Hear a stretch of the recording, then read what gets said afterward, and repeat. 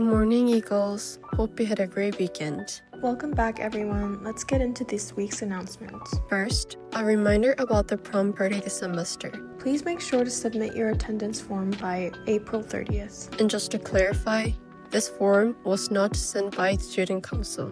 It was sent by Jen, so make sure you check the correct email. Next, we have an important announcement for AP students. There will be a mandatory AP exam workshop on either Wednesday, April 29th or Thursday, April 30th at 4 p.m. in the seminar room. The exact date will be announced soon, so stay tuned. During the workshop, you'll go over what to bring and what not to bring, as well as exam procedures, rules, and important details to help you avoid any issues during the exams. Also, there will be no school starting this Friday, May 1st through May 5th. So make sure to get some rest and enjoy the break.